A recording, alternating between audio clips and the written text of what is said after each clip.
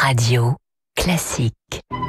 7h30, 9h, la matinale de Radio Classique avec Guillaume Durand.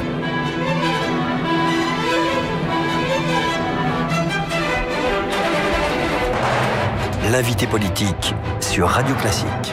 L'invité politique est Henri Guénaud. Bonjour, bienvenue sur l'antenne de Radio Classique. Vous êtes donc député des Yvelines, vous avez été conseiller spécial de Nicolas Sarkozy pendant maintenant de longues années, les années de son quinquennat évidemment. Vous faites partie de la vie politique. Est-ce que ce livre, celui de Nicolas Sarkozy qui sort aujourd'hui, La France pour la vie, aux éditions Plomb, vous paraissait utile?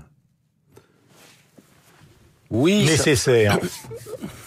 Ça me paraissait utile et nécessaire que un jour ou l'autre, Nicolas Sarkozy fasse lui-même le bilan de ses années à la présidence de la République et qu'il le fasse en toute sincérité, avec son cœur, ses convictions. C'est très difficile de porter un regard sur soi-même et sur son action, pas seulement pour Nicolas Sarkozy, mais pour tout ce dont il parle, vous l'avez bien connu, jour après jour. Oui. Donc, est-ce que vous avez le sentiment d'être convaincu par ce qu'il dit, point par point, ou est-ce que vous avez l'impression que la réalité de ce quinquennat est un peu différente de ce qu'il a raconté lui-même? Non, je crois que encore une fois, c'est un exercice de sincérité. C'est la façon dont lui, il a vécu. Donc, tous les faits, évidemment, sont exacts. Tout le monde peut le constater. Tout ce dont il parle a eu lieu. Après, le regard qu'on porte sur ces faits peut être différent d'une personne à l'autre. Il en a été l'acteur, l'auteur même, souvent principal. Et je trouve ce livre extrêmement sincère. Après, on peut avoir vécu les choses parfois différemment. Alors, il y a beaucoup de questions qui sont évidemment autour de ce livre. On va pas revenir sur tous les détails qui donc seront trouvés par les lecteurs, c'est-à-dire à la fois les 35 heures, l'ISF, la TVA sociale, les questions des rapports avec ses ministres, l'énigme que constituait pour lui François Fillon. Moi, ce que je voudrais qu'on aborde, c'est la question de fond. Car à mon avis, si on prend un peu de hauteur et si on referme le livre, on essaie de comprendre ce qu'il dit, c'est qu'au fond, le quinquennat est une prison chatoyante, mais c'est un véritable problème. Et d'ailleurs, on se demande ce matin, si on en croit ce que dit le Figaro, si c'était pas la même prison qui est en train de se refermer sur François Hollande. À savoir qu'on est élu, assez bien élu, l'un comme l'autre, et le lendemain, c'est la catastrophe, parce que le temps court sous vous. Oui, alors d'abord, le quinquennat était une réforme catastrophique, je veux dire catastrophique dans le cadre des institutions de la Ve République. Le quinquennat partait de l'idée qu'il fallait absolument mettre la politique au rythme de l'information continue, des marchés, etc. Cette espèce de rétrécissement du temps de la vie courante est à mon avis une erreur.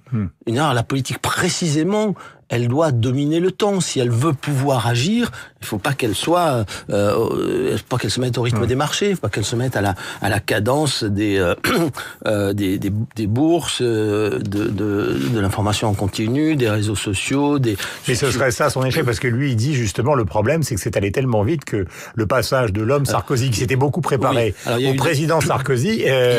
Vous avez raison, mais il y a le problème des institutions et puis le problème du contexte. Donc les institutions, on vient d'en parler. Le quinquennat était une mauvaise réforme, même assez désastreuse pour la fonction présidentielle et l'équilibre des institutions. Maintenant, il y a aussi les circonstances. Et les circonstances sont d'ailleurs pas les mêmes pour François Hollande et pour Nicolas Sarkozy. Nicolas Sarkozy, au bout de quelques mois, a dû faire face à une crise terrible, dont personne ne veut mesurer aujourd'hui la gravité. On dit toujours c'est une forme d'excuse ou d'alibi, pas du tout. C'est une des pires crises que la France ait rencontrée, et le monde d'ailleurs, depuis la Seconde Guerre mondiale, en matière économique, financière et donc sociale. Voilà. Donc cette crise-là, de toute façon, elle est délétère. Elle oblige à faire autre chose que ce qu'on avait prévu, et elle laisse forcément un goût d'amertume, de frustration chez les Français. Je dois dire pour ma part que, quels que soient les désaccords que les uns et les autres peuvent avoir avec Nicolas Sarkozy, ou que je peux parfois avoir moi-même, ce qu'il a accompli pendant la crise est exceptionnel. Alors, il n'a pas effacé la crise.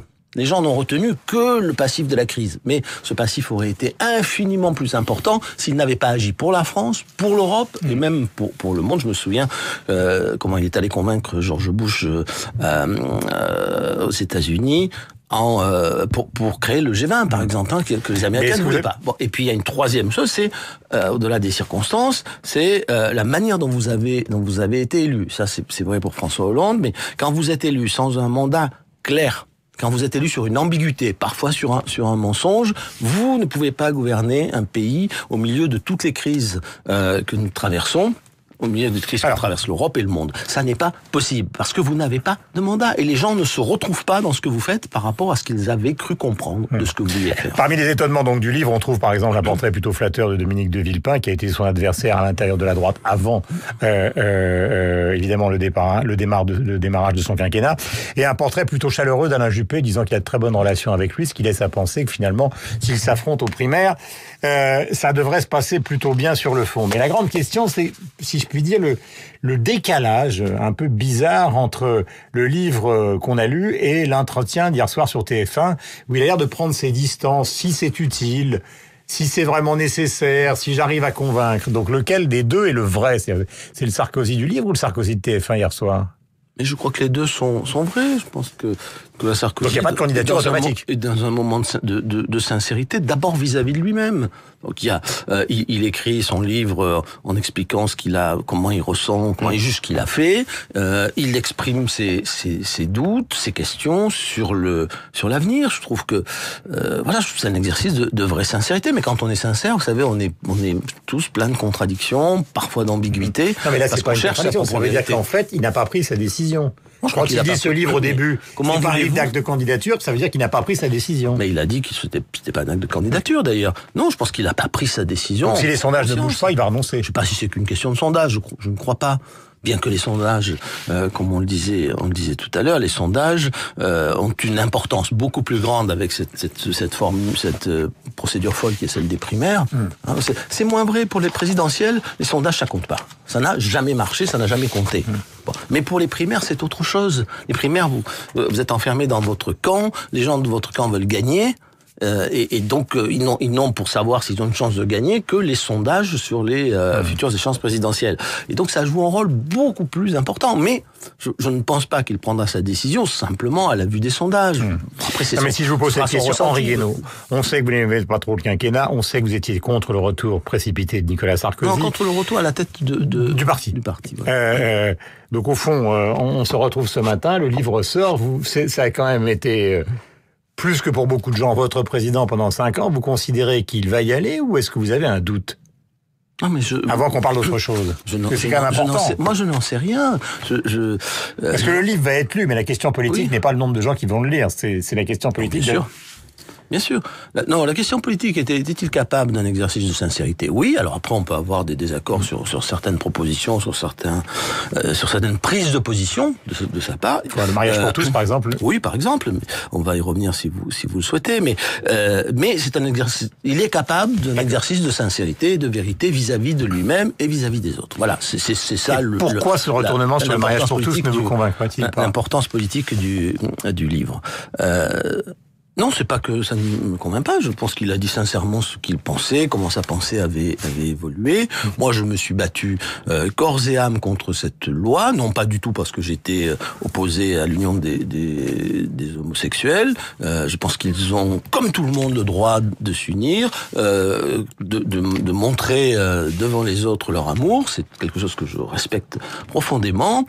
Mais le mariage avait des conséquences sur la filiation, et je pense que il est, à mes yeux, je l'ai toujours dit, hors de question d'abroger maintenant le mariage pour tous. En revanche, je pense que la question de la filiation, elle est posée et elle doit être résolue. En tout cas, moi, je ne changerai pas d'avis sur ce sujet. Je peux pas avoir dit que c'était un problème de civilisation, avoir été autant bouleversé par ses conséquences, compte tenu de ce qu'est ma propre vie et le fait que je trouve que la vie fabrique assez par ces accidents et ces circonstances de gens malheureux. Donc votre désaccord se maintient. Ou une mère.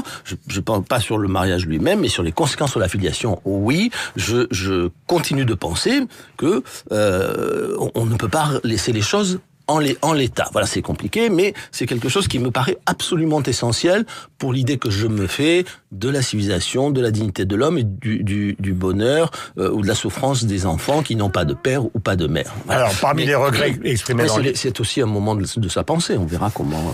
Parmi les regrets donc exprimés dans le livre, il y a aussi, bon, alors on va pas reparler du Fouquet, du yacht de Bolloré, etc., etc. Il y a l'affaire des 35 heures de l'ISF. Il y a un rapport de Robert Badinter qui est remis ce matin à Manuel Valls, et visiblement dans la presse de ce matin aussi des échos assez différents de la façon dont ce rapport pourrait être utilisé à la fois par Myriam El Khomri qui va porter le texte, qui se retrouvera au Conseil des ministres le 9 mars, et par Emmanuel Macron, qui lui aura une vision beaucoup plus radicale. Alors, à quoi jouent les uns et les autres dans cette affaire? Et on termine par ça. Bon, d'abord, je trouve intéressant il y avait déjà un livre de Robert Badinter et du professeur Lyon-Camp sur ce sujet, donc on voit à peu près où il veut en venir. Je trouve ça plutôt intéressant, cette remise en ordre du Code du travail. Ça n'épuise pas le sujet. Il y a tout le problème à côté des jurisprudences, parce que ce qui compte, c'est la complexité pour le chef d'entreprise et l'incertitude des jurisprudences. Ce qui compte pour le chef d'entreprise, c'est l'incertitude. Il ne sait pas à l'avance ce qu'il a le droit de faire ou de ne pas faire et comment il va être sanctionné ou pas. Et ça, c'est terrible. Et ça doit être réglé. Maintenant, s'il s'agit de penser que en flexibilisant, pour employer le mot à la mode, tout, c'est-à-dire en permettant de licencier n'importe comment, en ne payant plus les heures supplémentaires, bref, en dépouillant... Ça, c'est la position de Macron. Je vais y revenir dans un instant. On est arrivé au terme. Voilà, en dépouillant de tous ces droits le salarié, on va pas résoudre le problème du chômage. C'est pas parce qu'on arrêtera de verser des allocations chômage qu'il y aura plus de chômeurs. Enfin, il y en aura plus sur le papier, mais il y aura beaucoup de gens malheureux et de précaires. Moi, ce que je ne supporte pas dans le débat actuel, et Emmanuel Macron en est devenu, hélas, le symbole.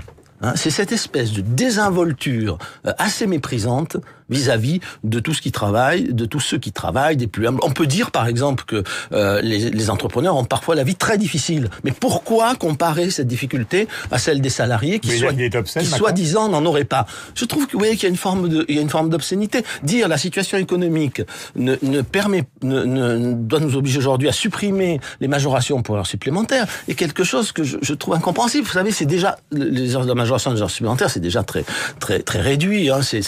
Ça doit pas être inférieur à 10% si vous avez une convention, un accord d'entreprise ou de branche. Sinon, c'est 25% pour les 8 premières heures dans la semaine et 50% au-delà. Bon, c'est quand même pas... Si on veut valoriser le travail, il faut le respecter. Donc, il faut le payer. Il faut respecter les gens qui travaillent. Tous ceux qui travaillent, qu'ils soient entrepreneurs, qu'ils soient salariés, tous. Il y a une forme de mépris. Il y a une façon de faire de la politique en dressant les gens les uns contre les autres que je trouve absurde. Et en plus, ça n'est pas en ne payant plus les heures supplémentaires qu'on va résorber le chômage de masse. C'est absurde. Je le dis à monsieur Macron. Je le dis à ceux en gauche qui pensent ça. Je le dis aussi à ceux à droite qui pensent ça. Si c'est ça le programme de l'avenir, moi, je ne serai pas favorable à ce programme et je ne le soutiendrai pas. Parce que c'est trop facile. C'est la politique des slogans et des dîners en ville. Voilà. Merci beaucoup, donc le point de vue d'Henri Guénaud ce matin, donc sur cette réforme du Code du travail qui va intervenir avec la remise du rapport Badinter à Manuel Valls dans la matinée avec un passage au Conseil des ministres après le Conseil d'État qui aura lieu le 9 mars prochain. Bonne journée à vous. Bonne journée. Il est 8h29.